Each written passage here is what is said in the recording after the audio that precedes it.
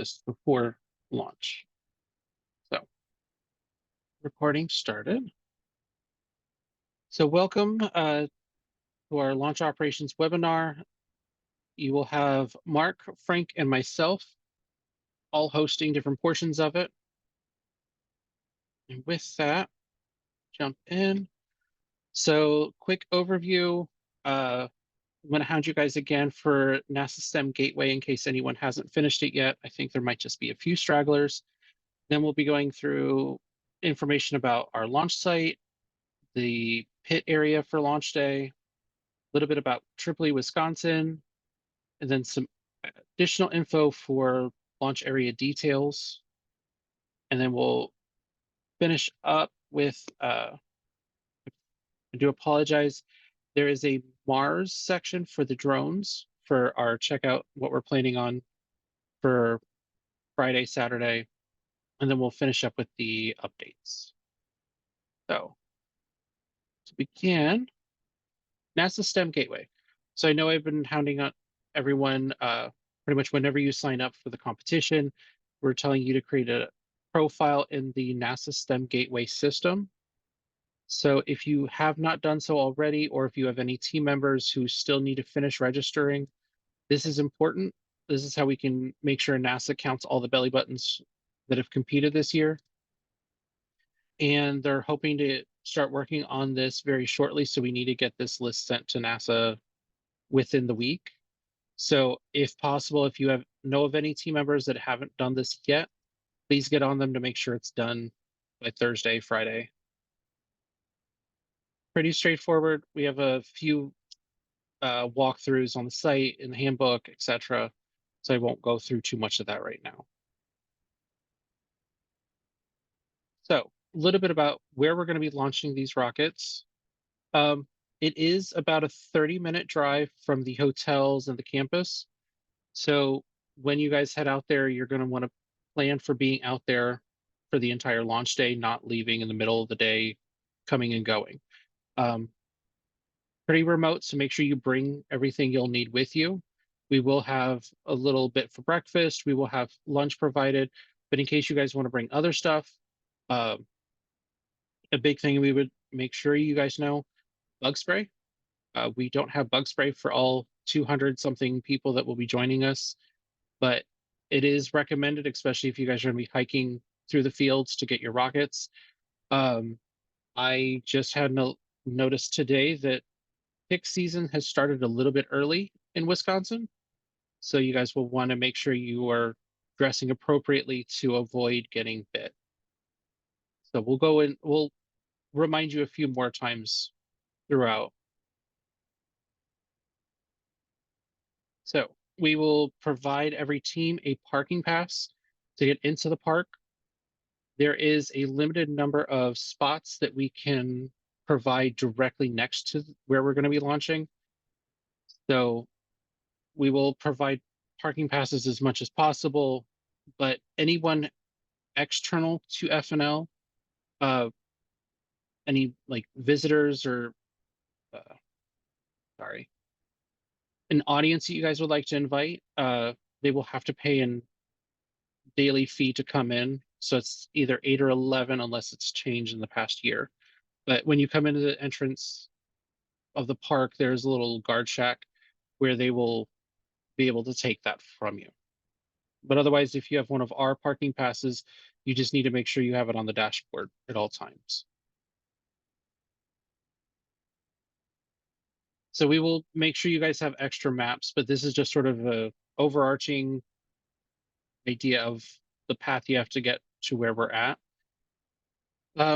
As you come in the main roads, for this last little turn, there's this red little wind flag. We will have some flags marked at where the turn is to get to the rocket pads. Right before that, there's a little pavilion and parking area that is overflow parking. So each team will get one parking spot at the launch site. If you need additional ones, that's the location. You guys would just be parking over there and walking over. Hey, Rob, if I could. Absolutely. On the previous one, So the circles represent the I think the inner circle is a half-mile radius, and the outer circle is a full mile radius. So that's why, especially for new teams, we get you to calculate your drift because if you notice on the map, there is water. So if you do drift in that direction to the north, you could land in that water. So make sure you understand your drift and are calculating that appropriately. That also helps with making sure you guys know when you're launching your rockets, angling into the wind a little bit to mitigate some of that drift. So it's a rough layout of how we will be setting up at the launch site. About a third of the parking section will be turned into the pit area. So that's your final assembly checkout. As you come down, you'll have your range safety officer table. Further over will be the launch control, and then launch pad areas further down. So where that yellow line is, anyone who does not have EEE or NAR membership cannot pass that line. That's why we've been hounding you guys, making sure every team member has that. So you guys are able to go down there to assist your team if you're setting up like on the rack. But we will have multiple maps sent out to you guys throughout. This gives you like a little idea of how we have you guys set up. So parking will be limited, like we said. Each team will have one spot for like one vehicle per car or one vehicle per team here directly at the launch site. Then we have extra parking as needed. But we will have parking attendants out there in the morning to help get everyone arranged correctly. It will be a lot of activity.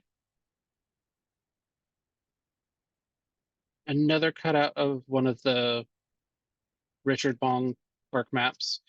So E is right before where the wind flags will be for that turn. So that's the overflow parking. F is an additional lot that could be used, but again, sometimes E is a little bit more convenient to get to.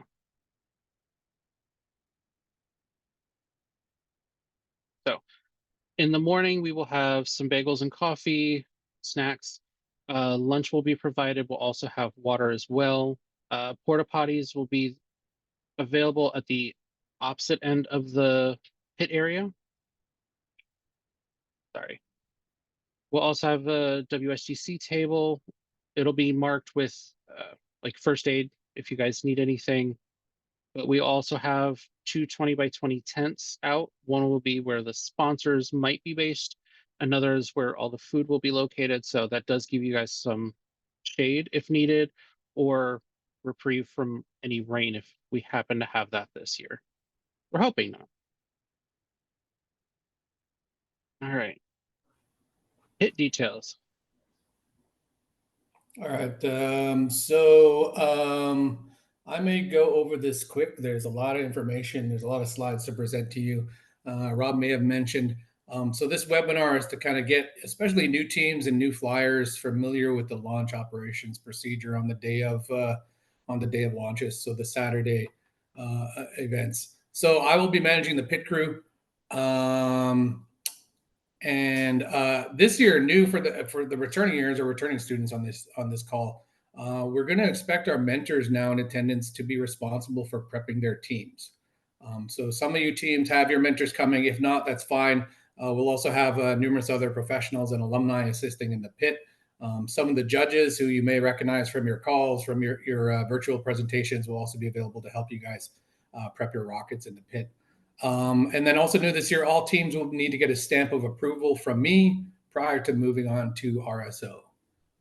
And this is kind of just to a safety feature to make sure that crews aren't leaving the pit with an unprepared or unsafe rocket.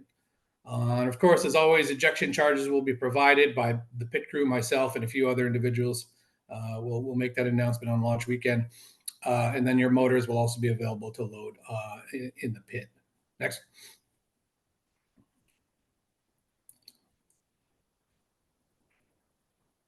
You want to take this one, Rob? All right. So for this one, there are some final details being set up, but this is sort of a closer up view of how we will be arranging everyone on launch day. As you see, we try to have the teams grouped together. Sponsor tent will be just behind where everyone's at. Lunch to the side. Biggest thing for this, you every table will be labeled with who is where. So as we update this map and get closer to launch weekend, there will be some adjustments, but just to let you know, sort of an idea of where you're located for setup. So again, we also have I know we've mentioned it here and there throughout, but Collegiate Rocket Launch and Midwest Rocket Launch are two other competitions that are handled on the same day. So they will be with us launching. So it gives you guys more rockets to watch, but a little layout for how we're going to set up. We expect most sponsors will be probably wandering, chatting with everyone while you guys are setting up and preparing. I think that's all I have for you, Mark. Yeah, that's fine. Next. And this is just kind of an overhead view of a previous year's launch. There's a lot more teams, of course. Every year we grow, we add more teams to the competition. We add more divisions. So this was far less teams than we'll have this year. So it's going to be a little more crowded, a little more busy. But yeah, like Rob mentioned, there is a completely different competition also taking place on the same weekend. So don't be surprised if you see another group of tables and students and rockets doing another challenge. And keep in mind where they are relative to you guys. So they'll be kind of mixed in the mix there when we all go up to the launch pad. Next. And then provided on launch day, we've always had questions from teams, what do I bring, or, what equipment do I need to bring? So we'll provide tables as we noted in the previous slides on the map and the image. We do not provide power sources. So we're at a state park. There are no drops to plug in. There are some teams that are local or some teams that do drive. So those teams may, decide that they want to bring a generator for power if they need power on launch weekend and Saturday. I don't know if we're providing power. Is that anywhere on the slide, Rob? Oops, I might need to update that one. We will have one generator, but you guys, we do not recommend you plan on us being your full-blown power source. Figure that as like an extra backup for your team. So, and then with as far as the power goes, especially with the Mars teams, you guys running drones, you may need some power to repower your batteries, depending how much testing you got going on in the pit area. So keep that in mind. We do not provide power tools or hand tools, so be prepared to bring a kit of tools with you, whatever you may need to adjust your rocket. And then there's also no room for canopies at the tables. So do not bring a canopy and do not try to erect a canopy. If you are familiar with rocket club launches, most times individuals will bring a canopy and set up their rockets underneath there. But there is no room for that as we grow year by year. We'll also be providing lunch and water, like Rob mentioned. So everyone will get a ticket in their name badge when they arrive and check in at registration. So hang on to that ticket to get your lunch on Saturday. And if alternative food options are arranged with Rob or Connie. Yes, speak to me or Connie, and then we'll help sort you out if you need anything specific. So especially on the Friday, right? So this is the Saturday launch we're talking about. So if you need a special arrangement, just talk to Rob or Connie on Friday. We'll also have a on-site rocketry vendor, Wildman Rocketry. There's a good shot of his trailer. I think that's his trailer. Probably looks like his trailer. He's got a lot of motors, a lot of equipment there on site. So if you do need spare parts or last minute replacements, if you want to switch a parachute or need something, rail buttons or something, keep in mind Wildman Rocketry will be on site. Next. We will also be providing ejection charges, like we mentioned earlier. These will be distributed by project assistants, so mainly me. I'll have maybe two other delegates working with me to get those ejection charges out to the teams. So there's a picture of the ejection charge to the right on the slide there. It's basically just a cardboard tube canister. It's got a pre-wired e-match inside of there, and it's kind of glued all in place. And then we'll pre-fill them with either a 1.5, a 2 gram, a 2.5 gram, or a 3 gram charge. So when you come and you need your parachute, your drogue ejection charges, your main ejection charges, and for the Mars and Moon, you'll need your payload ejection charges. Just make sure which numbers you guys need. If it's a 1 gram or a 5 gram or whatever it is, let us know ahead of time. We'll make sure to put those together for you. And then the mentors will help you wire those for teams who haven't done it before. And if you're a new team and not familiar with rocketry, let the project assistants know. We'll help you get those wired properly. We also provide the wadding. This is self-serve, so there'll be a box somewhere in the pit area. This is for additional recovery protection. We don't have a picture of the wadding, but it's basically just kind of a stuffing material that you'll put in to protect your parachute from the hot ejection charges. And then we'll also have the motors at the RSO table. The team lead or designee will go pick up that motor once the rest of your rocket is prepped. So the motor is kind of the last thing to go into your rocket before launch. So we'll also have those available. You'll be assembling those on Friday, so you'll be familiar with what your motor is and how it works and how to install it at the workshop on Friday. Next. And then FNL personnel launch day. So there's going to be a lot of people walking around the pit with a lot of different jobs. So are these? I assume these are up to date, Rob. Should be. Okay. So FNL project assistants in the pit will be wearing a yellow vest. So this will also include the mentors who are assisting preparing the rockets. So this is kind of for all teams to help identify yellow vests. So if you're having a problem with your rocket and you can't get your altimeter to work or you can't get your switches to work, you can quickly go around and point out, hey, let me grab a yellow vest to come and help me, prep my rocket. The FNL judges will be wearing the orange vests or the orange vest. So these are the judges who are going around scoring you. They're scoring you on your prep. They're scoring you on your flight. They're scoring you on your recovery, your payloads, your drone, your lander. So judges may stop you. The orange vest may stop you and ask you guys questions. So, take the time to answer their questions and get your scores for that. Next. The triplet guys will be wearing yellow vests. You see the picture there on the upper right. They will be approving your rocket for flight and getting you on the launch pad. So once you leave the pit area and once you're past the judges, you'll go on to RSO and then LCO. There'll be numerous Tripoli, Wisconsin people kind of on the other side of the little causeway there. And those are the guys that you got to get your rocket through inspection. And then WSGC individuals will be identified by the green vests. So these are kind of the non-technical questions. If you have questions about lunch or where to park or, you want to buy some merchandise, a T-shirt or something like that, you'll look for the green vests. And that'll be Rob and Connie and their team.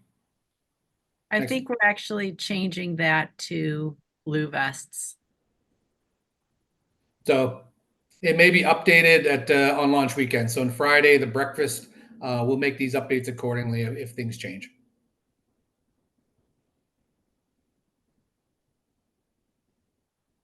And then, so on launch day, what to expect? You'll arrive, right? You'll park. You'll follow the maps. You'll get into the parking area. You'll come out. You'll bring your team. You bring your rocket. Your team will come out. You'll find your team table. So the teams will be kind of grouped like we saw on the map, right? Moon and then Mars and then Gateway. And then you'll have a numbered flag, and there'll also be a label on the table with your team name or your school name. So find your table, and then you can begin to prepare your rocket for flight. So use your checklists. Tripoli provides a pre-launch checklist as shown on the screen. But in the engineering reports, such as flight readiness report, we expect you to create your own checklists. There's a checklist of how to prepare your avionics and all the steps needed to load your payload into your rocket. Make sure you have those checklists and follow those checklists. Usually when a failure happens, it's because one of the steps was ignored or forgotten. Somebody forgot to close something. Somebody forgot to attach something. Someone forgot to put a wire in place or turn on a switch or something like that. So that's what the checklists are for. They're very important. And then, of course, like I mentioned, project assistants are available for assistance. Those are the yellow vests in the pit area. Next. And then once your rocket's ready, your avionics are ready, you're programmed, you're all powered up, and you have your parachutes in, and you have, your recovery cords are all quickly attached and everything's kind of ready to go. you'll request your ejection charges from one of the project assistants. So don't do that too early. Make sure you're all programmed up, because we don't want these charges just laying around on the table. Someone's going to knock them over. We don't want anything to happen to the charges prior to putting them into your rocket. Like I said, if it's your first time handling ejection charges and your mentor's not on site, or your mentor's never showed you or trained you how to wire an ejection charge properly, make sure to ask the project assistants for help, and we'll show you how to wire those charges. You'll get redundant charges, so you'll have a maximum, especially for Moon Mars, of 6 charges in your rocket. So it'll take a while to wire those all up. And then once your ejection charges are installed, this is very important. Do not power on your electronics after your charges are installed. So even in a worst case scenario, it's like, oh, I forgot to test the battery, or let me check one more thing. Do not power on your electronics. There is a high probability that you are going to accidentally ignite one of your ejection charges. And if you're in the pit area and that happens, there's a big probability of things going south quickly and injuring yourself or people around you. So be clear on that. And then once ejection charges are installed, you can complete final assembly. So it's basically just closing up the rocket, putting in your ejection, your nylon shear pins, or if you're friction fitting, just making sure it's friction fit properly. And next, and then I think it's getting the motor in as well. So you'll complete the final assembly. You'll close the avionics bay. You'll get your recovery hardware attached. Getting all your parachutes and shock cords together, and then you'll fill out your orange flight card. So this will also be handed out on Friday at registration. You'll get a flight card. I think we see an image here in the next couple of slides. And then fill out the flight card and get your project assistant, get me basically to review your flight card. And if I agree that your rocket is properly prepped and your flight card is filled out properly, I'll give you a stamp and allow you to move on to RSL across the causeway. And that's the next step in the procedure. Next.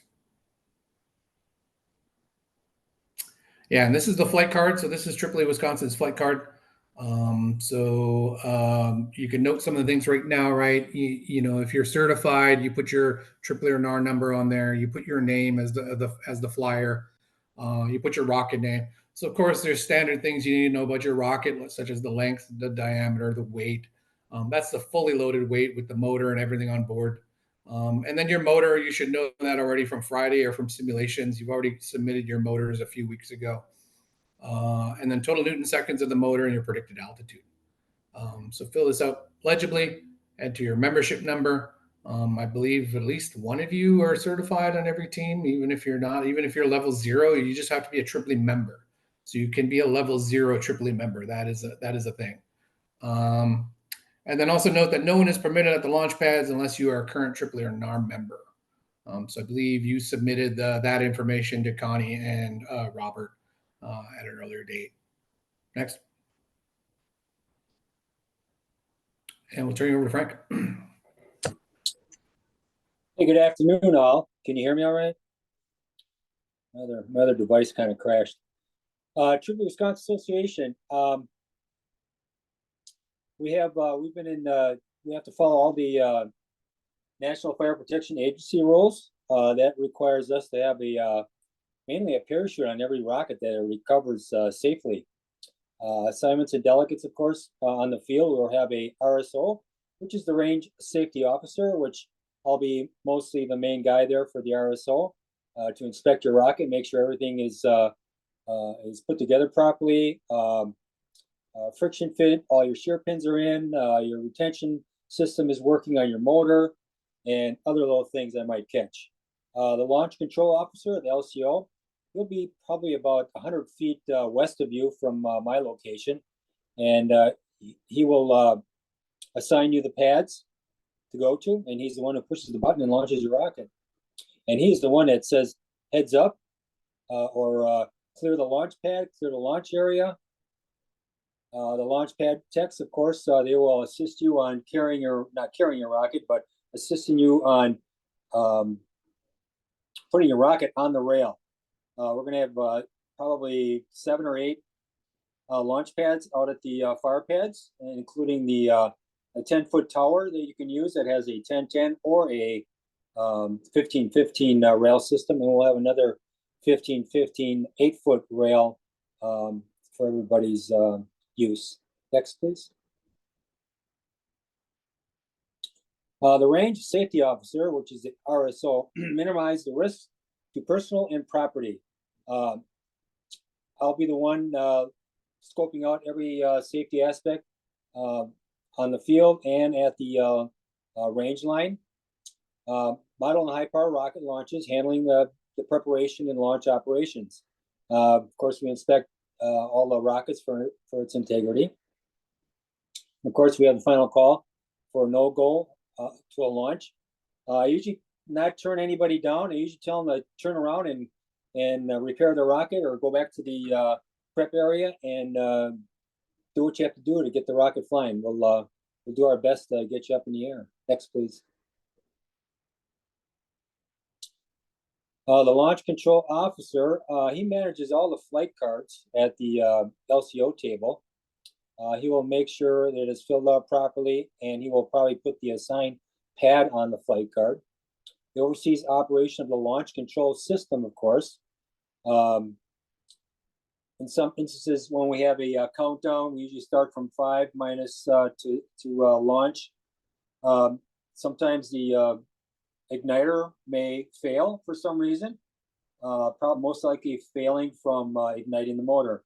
So he'll indicate that it's got to be a recycled rocket. So that means once the launch range is clear, you have to go get your rocket, assisted by a launch pad manager to take your rocket down, or if you have a igniter in your pocket, or if you get one right away, we can recycle that rocket right on the pad. Of course, you got to follow all the safety rules governing clearance of the range with the LCO person.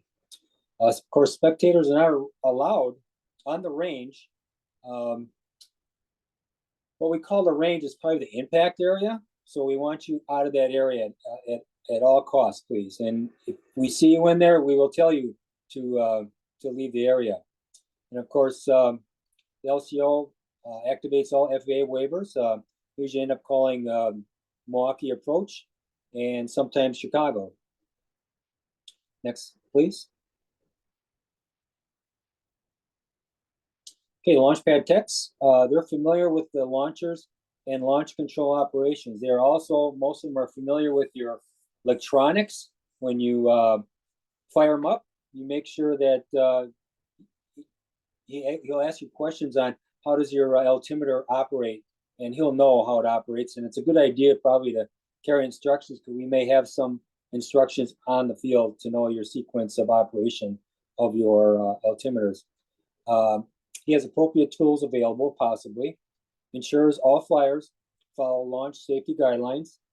And we have plenty of fire suppression out there at the launch area. We have local air tanks out there filled up with water, pressurized water. Plus, we have many fire breaks, which are the fabulous ponds your rockets like to land in. Make sure your rockets are pointed, of course, away from the flight line and spectators while loading the rocket at the launch pad. We usually tip the pads to the west, so it's away from everybody. Also, he makes sure that the FAA waiver is active. Also, next, please. The launch crew. Launch crew is very experienced in high power rocketry. We've been conducting FNL launches and other launches since 2009 and before. We've hosted several Wisconsin Space Grant Collegiate rocket launches annually, and we have hosted LDRS launches in 2014, and just previously last year at Richard Bong.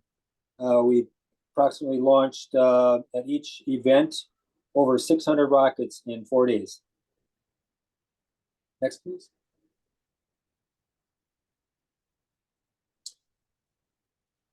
As you can see, the launch of our Richard Bong is quite extensive on each side. We have a fire break on each side. When this picture was taken, it was kind of a wet time of the year, and this is at a FNL event also. The temperature says 47 degrees. I would dress for anywhere between 20 degrees. Expect frost possibly, and maybe even maybe an inch of snow possibly, but It rarely does that. It did it once or twice, but by the time it gets around 10 o'clock, the snow is gone. So dress appropriately, please. Of course, you can tell by the winds. Winds are variable. Predominant winds are the south southwest, so it's from your left to your right in this picture. Of course, the park has plenty of ponds and gravel roads. The park is pretty much sustainable of holding a lot of water. It's not a muddy place, so don't be afraid to get stuck, but that doesn't mean you drive off the road. If you're going to go and recover a rocket by vehicle, which you're probably not allowed to, do not drive off the roads at all. Park your vehicle at a parking area and walk to your rockets. Next, please. All right, TWA's launch system. It's a wireless launch system made by Wilson FX System. It has a dual safety arming feature. That means the LCO has his hands on the box to push the button and select the pad. And the person beside him, which is probably about 10 feet away, which is less distractive, has a kill button. He has to push that button to make sure everything is in the clear and no one is in the launch range area also. We have faraway cells, which we will be flying at. We have 10-foot 15-15s, and we have a 10-foot 10-10 and several 72-inch or 6-foot-inch 10-10 rails, and also 15 6-foot rails also. Next, please. Okay, you got to watch your step when you come back recovering your rocket or anywhere you're going to walk in the park. Of course, you have to wear proper footwear. Please, no sandals or flip-flops, because if you're in a hurry, you'll probably leave those behind. Of course, wear pants, long sleeves, shirts, and hats is a good idea. It's going to be a tick season. It's not like you're if you go out in the field and get your rod and come back, you'll be coming back. It's not like you're going to be trapped out there being eaten by ticks. When you get back to the area, prep area to secure your rocket, just check yourself. That's all. Avoid walking and looking simultaneously in a distance, because where these people are walking right now, a lot of horses trample on that. So there's like horse holes and footprints all over the place there. So you have to watch where you're walking. Do not look and walk at the same time straight ahead. Next, please. Launch area details. What to expect once you arrive at the launch. And be ready to launch. I think this is back to Mark. All right. So launch day motors. So many of you haven't used high power rocketry motors, and of course we'll cover most of these details on the Friday when we do our launch motor prep workshop. But on the Saturday for launch day, of course, you'll just once your rocket's prepped, you'll head over to Frank in the RSO table and pick up your motor, which you'll, of course, on the slide, which you'll prepared on Friday. And then back in the prep area, you're going to pull the motor either out of the cardboard box, which is the yellow tube there. You're going to make sure your motor fits properly inside your airframe, which you may not do on the Friday. So this could be the first time you're putting it into the motor tube on the Saturday. Sometimes they do not fit. Sometimes there's some extra epoxy or something inside the tube that's preventing you from loading the motor. We will have a motor available on the Friday check just to make sure it does fit. Okay, so do not force the motor, right? Make sure to just clear the obstructions if there is one in there before the motor should slide, nice and easy into that motor tube. And then you'll prepare your motor igniter, get it ready for when you're out on the launch pad. Basically, you're going to strip the ends of the wire. But while you're in the prep area, you just want to tape that motor igniter, which is kind of a wire, to the outside of your rocket. So you know that, so the entire team knows and the Tripoli people know that your igniter is with your rocket. That's very important. There's been countless times where teams get to the launch pad and they realize they forgot the igniter back at the pit area, and then it just wastes time. It's not very efficient to run back and forth from the pads to the pit. It's quite a long distance. So always tape that igniter to the side of the rocket when the motor is in the rocket. And then you'll also be using that tape. The reason we want to use the tape is you'll be using the tape at the launch pad to hold the igniter in place as well. So the tape serves a double duty. Next. Also, I'd like to make a note. The motor on all these motors on the 3 motors to the right, the black objects you see there, you're going to have to sign them out. I'm going to have a list there. What team signed out what motor, because I must have these motors back, especially the reloadable motors, because they are Wisconsin Space Grants motors. So you do not take those home, and especially the DMS motors, the disposable motors. We don't want you carrying them back home on the plane because they'll have plenty of residue in them. So please make sure you return it back to the RSO table when you're done. So I believe we have a slide talking about, well, once your rocket's recovered, what to do with those motors as well. So after your motor's loaded and your igniter's taped on the side, starting from the prep area, right, you're going to cross the causeway there on the map. You're going to head over to RSO inspection, which is Frank. So you're going to take your AAA, your high power launch card.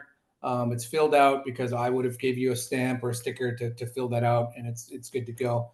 And then you'll also take your remove before flight tag off the pole there, which you can see in the image. That lets everyone know that your rocket has gone up to the launch pad, and it's not just missing or in the car or some other other item. So then take your tools with you when you go as well. That's another thing. Teams will forget, oh, I forgot the screwdriver. I need a screwdriver or key to turn on my switches, and I forgot it in the launch pad. So remember to take that all with you. We say take masking tape, but if you would follow the instruction to tape your motor igniter on, you'll have the masking tape holding the igniter on, which you'll be able to use later on. Next. So RSO inspection, there's Frank doing an inspection of a rocket. He will ask you questions about your rocket. For example, he'll ask you about the CG and the CP and the stability margin. These are kind of not surprise questions. These are questions we ask you guys at every virtual inspection. We ask you in your reports to understand your simulations and your rock sim. You will ask you about your altimeter settings, which we also ask you in your reports and your fly sheets. And then we'll ask you about your expected altitude and time to apogee. He may ask you other questions on top of that. So don't be surprised. He just wants to know that you understand your rocket and your rocket is ready for a safe flight. He'll also examine your rocket structurally, the motor retention installation. He'll examine the fin fillets and the section fits as well. So if you're friction fitting your sections together, he's going to want to make sure that they're not too tight and not too loose. So Frank has all the experience needed to determine and adjust that. And like he mentioned, if there was anything that you needed to change or correct, or you forgot to program something or attach something, he's going to send you back to the prep area, which is back to me, and then you'll make those corrections in the pit area before you go back to RSO. So we want to keep the RSO table moving, so we're not kind of bundled up there, because there's going to be a lot of rockets flying that day. There's usually a line at the RSO tables to get onto the launch pads. So make sure your rocket's ready, good to go before you go up to RSO. And Frank, you can jump in if I miss anything. Next. LCO table. So after you pass your RSO inspection, you see on the map there, the little yellow square. You're going to move on to the RSO will sign your flight card, and then you'll proceed to the LCO table. And again, there may be a line if multiple teams are ready for flight. So just get your rocket and get in line and wait your turn to get out to the launch pads. Once you get to the front of the line at the LCO table, you're going to turn in your flight card. The LCO will assign you a launch pad number. So the pads will all be numbered, out in the field, and he'll give you an open number to go out to. And then before proceeding to launch pads, we'll do the media will take a team photo with rocket. I believe we're still doing that. And I believe we're still doing the blue ticket. And if there's any adjustments to that, we'll let you know. And then there's a image there of the College of Menominee Nation team with their rocket prior to launch. Next. And then at the launch pad, so after you pass the LCO and you get to your launch pad, your assigned launch pad, like we mentioned, the launch pad tech will help you load your rocket on the rail. And then you'll observe your flight and retrieve your rocket. After you retrieve your rocket, you'll bring it back to the prep table. Judges will need to inspect your rocket to make sure there's no damage to the rocket and everything function as it was required to do. We'll also pull your altimeter data and provide a copy to the project assistants. So again, the yellow vests in the pit prep area will be collecting altimeter data after every flight. And then your payload and challenge data could be submitted later, which this year we don't have any payload challenge data. So we could drop that. Next. And then just some general rules for safety. Ensure the range is open before you proceed. So the LCO will announce range is open, which means that it's safe to proceed out into the range. There's no rockets flying. There's no hazards. Once the racks are fully loaded, the LCO will announce that the range is closed, which means that you shouldn't proceed beyond the LCO line anywhere into the range, because there's a risk of rockets taking off and someone being injured. So if the range is open, you'll proceed to your assigned launch pad. And then note that only AAA members are allowed at the launch pads. So you have to be a member of one of the clubs, one of the organizations.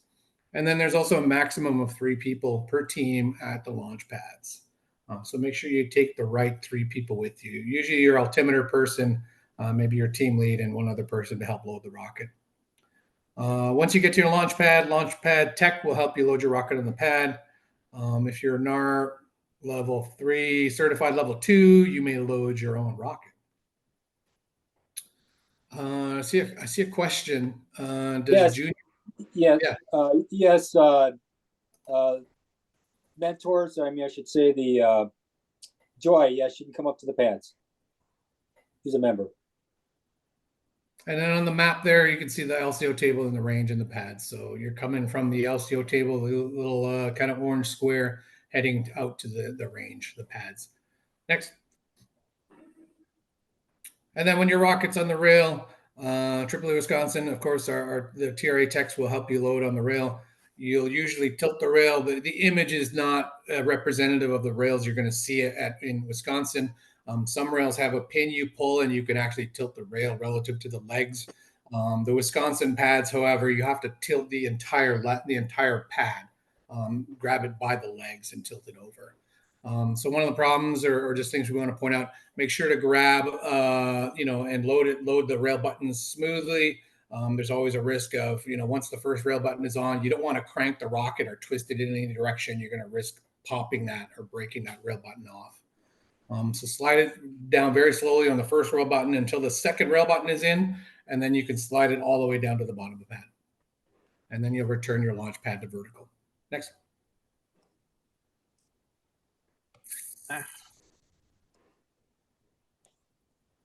And then before you load your igniter, you'll power on your electronics. So once the rocket's vertical, you're gonna, whatever switches you guys have, if you have a key switch, push button switch, that's what you're gonna do to power on your electronics. So remember earlier when we said once you turn on, or once you wire your charges in the pit, your electronics should be off, and they should not turn on again until you're vertical on the pad. And those are safety requirements. You may need a ladder. I think we have a stool out there for some teams because, again, the pads are really high. Again, the picture is not super representative of what you'll experience in Wisconsin. You can see he's looking eyeball height. Most pads and rockets at Wisconsin, your switches will be up above your head. They'll be at the 9 feet above the ground. So be prepared for that. And then listen for your sequence of beeps once you turn on. Make sure you understand the correct starting sequence for your altimeters, and that you can confirm that your altimeters are functioning properly prior to launch. If there is a problem and you can't confirm that your altimeter is functioning properly, you will not be allowed to disassemble. You'll simply power off. We'll take your rocket off the rail and you'll come back to the pads. Next.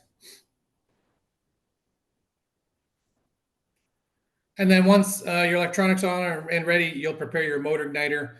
Again, we had this taped to the side of the rocket. So now we'll pull the tape off and get the igniter ready. And we're going to insert the wire basically in the motor, just as the yellow arrow is. And make sure the top of that wire touches the top of the motor. It has to go all the way up.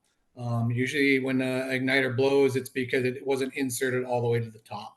And then once it gets all the way to the top, you can see the student there. He's going to kink the bottom of the wire and just tape it in place on the bottom of the motor. And that's what the tape is for, to hold it in place. Next. And then you're going to prepare your motor, prepare the motor igniter. Alligator clips, such as the image shown there. They'll be on the ground somewhere near your pad. You'll have 2 clips. It doesn't matter which wire you hook it to. You just want to hook one wire to one clip and wrap it as many times as possible, and then the other wire to the other clip and wrap that as well. You want to make sure the 2 alligator clips stay separated. They're not in close contact to each other. Sometimes before you connect your alligator clips to your wires, it's a good idea to just touch the alligator clips together to make sure there's not a spark and the circuit's not live and it's closed. And then continue to connect your igniter wire. And then basically after that, your rocket is ready to go for flight. So you'll proceed back behind the LCO area. Next. And then at T-5, the LCO launches over the pads, over the PA system. We'll have a PA system out there, speakers in the parking lot. So when we're ready for launch, you'll stop what you're doing and pay attention. So all eyes on the launch pads when the launches are occurring. So especially if you're out in the field, say, there's already been a launch and you've kind of walked away as you're going to recover your rocket. Make sure to listen to the PA at all times. And if launches are going on, you kind of want to pay attention to the rockets that are going up. And then safety monitors look out for incoming rockets near the launch area, right? So if there is any hazard or rockets either descending or something happens on the way up, where there's a risk to the people who are mostly in the pit area, in the parking area, LCO will announce a heads up. So either if there's a risk prior to flight, we'll say it's a heads up flight. If there's a risk of something coming down on someone, we'll also say a heads up. So if it is a heads up, just make sure to be undercover. Just be aware that there's something in the air that may be coming down in your direction. And then also never attempt to catch a rocket. Let it land on the ground. Next. Rocket retrieval, post-launch retrieval tips. So have a dedicated group to retrieve the rocket. Don't send everyone. Some people should, maybe half your team should stay in the pit area and begin to clean up. Especially the Mars team, the drone pilot needs to go do other duties. So not everyone needs to go recover the rocket. You should have at least 2 or 3, at least 2, not 1. Because if you have one student by themselves, and then that's a safety hazard. If something happens to them, there's no one else there to help them. So at least 2 students at all times out in the field. You could send 3, but again, don't send everyone. There's been times where everyone goes and they don't come back for 30 minutes or 45 minutes, and we don't know what's going on because there's no one in the pit area from that team anymore. So dress accordingly. You will get dirty. It is a state park. It's tall grass. There's a lot of mud, a lot of water. And then ensure your GPS system is working properly and you have coordinates before you go recover. So also plan your approach. Don't just start, walking directly in the direction. Other times, if the rocket comes in, 1,000 feet that way, it may be better to drive around on the road and then, and just recover it that way, opposed to walking to, 2,000 feet through the field. You could drive the road and walk 10 feet, off the road. So plan your approach accordingly. And then be mindful the launch is still going on. So like I said, if you can listen to the PA system when there's other rockets coming in or going up. Next. Do not attempt to climb trees to retrieve a rocket. We have tools that can help you get a rocket down from a tree. You just talk to the Tripoli, Wisconsin people, and do not enter the water to retrieve a rocket. If any of these situations occur, Tripoli, Wisconsin can help with tools and the proper equipment to help you recover that as well. So you can also talk to the project assistants in the pit, and we'll help you get that sorted out. Next.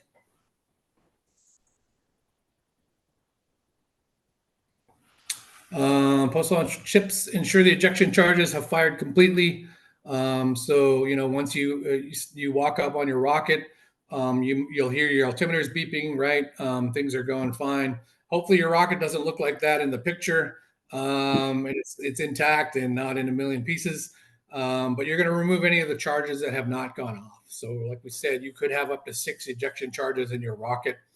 For safety, right? You can either just cut that wire or pull the wire or turn off your altimeters first and then cut the wire. So that ejection charge doesn't go off in your hand or doesn't go off on the way while you're walking back to the pit area.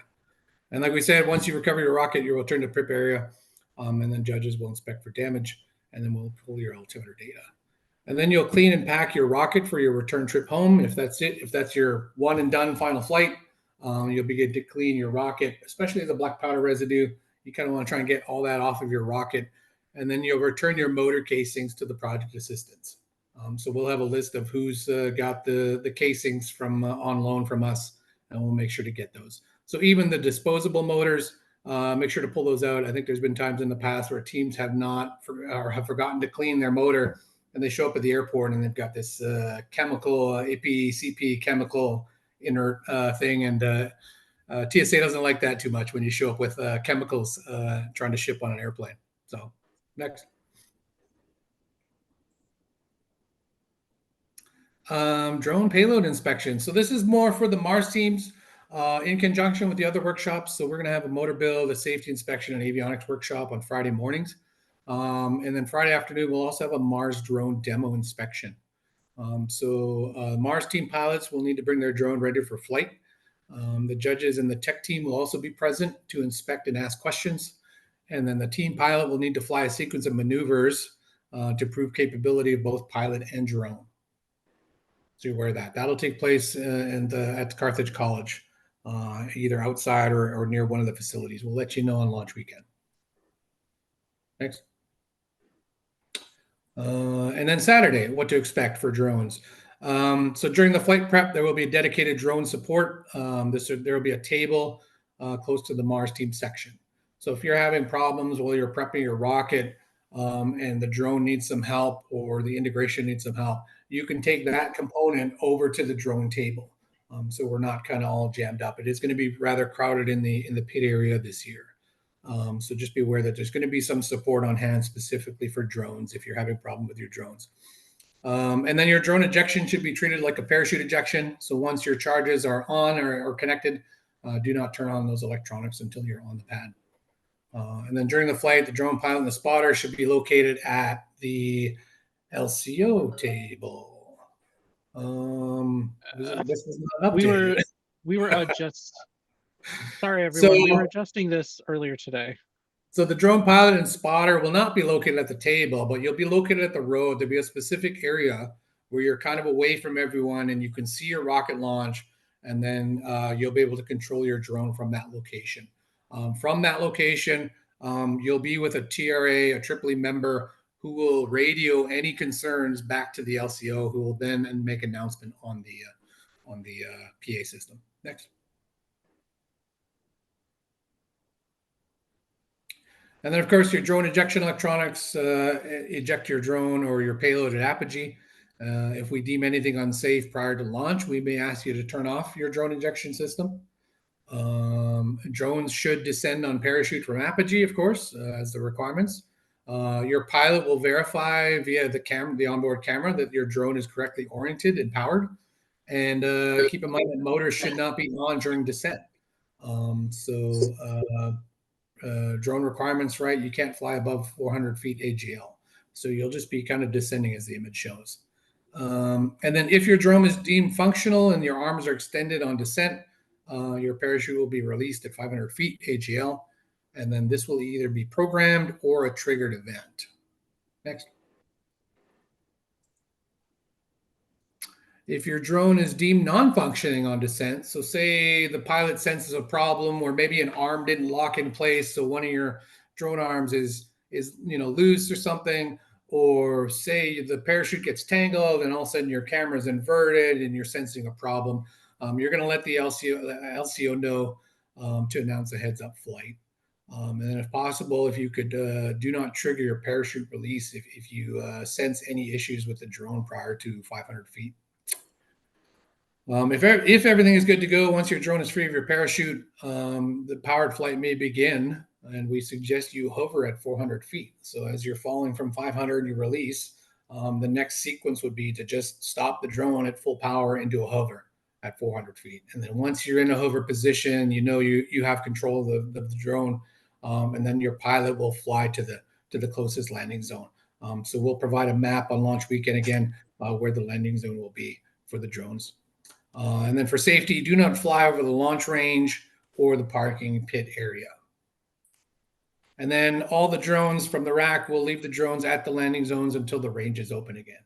So if you're the first drone to come in and land, just sit tight in the pit until all the drones from that rack have landed, and then all the pilots can go out and recover their drones. Next.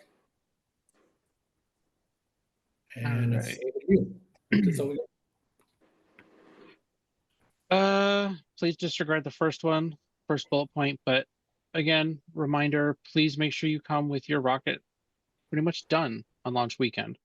We'll have the flight readiness review. That milestone is due on Monday. We'll have the those virtual inspections the week after that. That's when you guys will have more of that checklist for final items you guys need to work through beforehand. And of course, don't travel with any charges in your rockets. Never a good idea. And then if you guys do have any final minor, like last minute, just we needed to finish getting these put together in your rocket, we will have some space available at both hotels for any of those minor build, that final 5%, 10% of the build. So we'll have that available on those. Let's see. I know there was a question from Fabian in the chat. Yes, we will provide the e-matches. Black powder, Frank, if I remember, we have like standardized sizes. Yeah, I explained we'll provide either 1.5, 2, 2.5. So just sequentially by however much amount that you need for black powder. I know some of the probably the big airframes are probably going to require probably 4, 4.5. I'll have those available. Also, be aware, maybe if we do have a generator there, I think we will be having a generator. Do not always depend on recharging your stuff. Be frugal on firing up non-essential electronics and essential electronics. It's gonna be a long waiting line possibly, so don't turn your stuff on until you get to the pad. Design your electronics, especially, of course, we will not allow any electronics on while you're carrying the rocket, only at the pad. But if you have like cameras or non-critical type electronics you're going to be using, like your payloads, do not turn them on until you get to the pad. Just design them so you can turn them on there, so you don't consume all your battery power. Right. And then open for other questions. Anyone else? I know, Raven, I saw you had asked, is there cell service in the area? Yes, there is cell service at the park. You might find it a little spotty at times, but it is available. It's pretty good.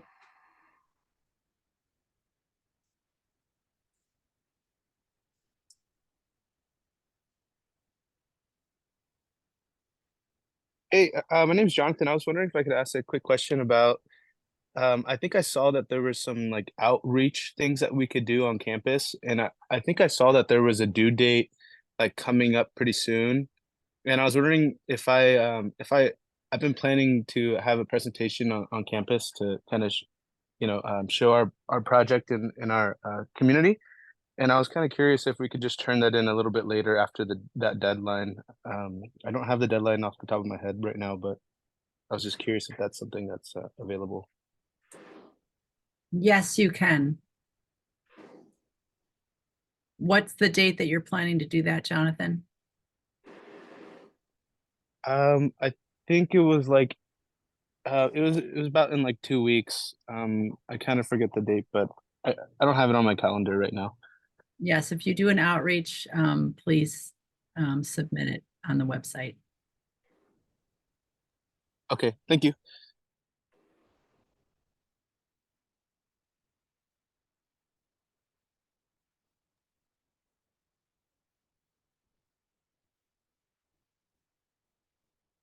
Does anybody else have any questions? It's a good time to ask them.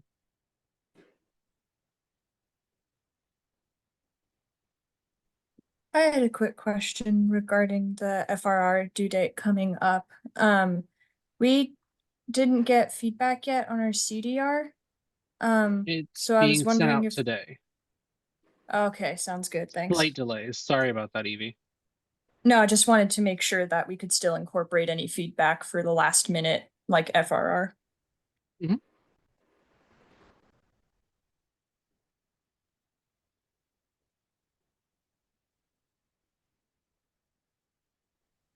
I had a question regarding the inspection on April 8th. Is there like anything like that we should have done like for sure by then, or is it like pretty much everything? Me and Mark want everything done. The checklist, Rob. Talk about the checklist, please.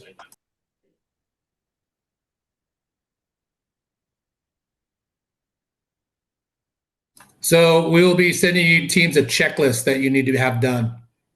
Rob and Connie will be sending it. Thank you. It was already sent. It was sent in the same email as the FRR virtual schedule. Yeah, see your emails, Vivian. Emails, plus it is available on the website under the report templates.